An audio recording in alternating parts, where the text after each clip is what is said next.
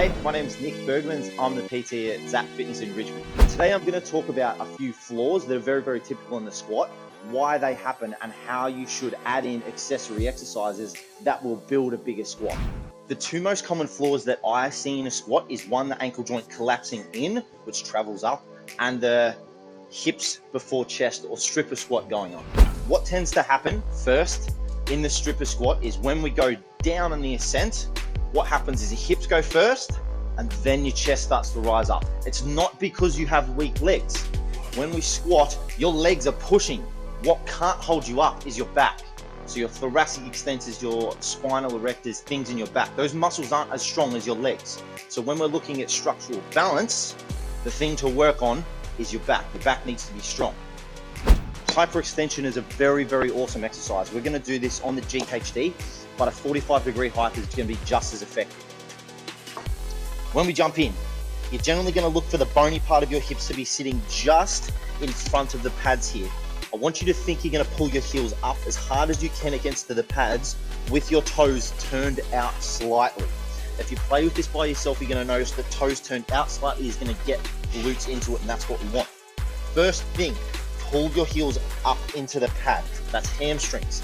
Next thing is you're going to squeeze your butt. So we've got hamstrings and glutes, and then you're going to come up to the top. So we've got hamstrings, glutes, and low back, all patterning in this movement to get stronger.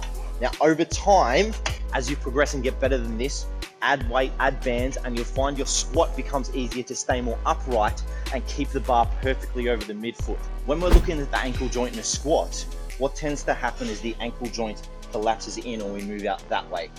I'm starting to find that it's a patterning drill.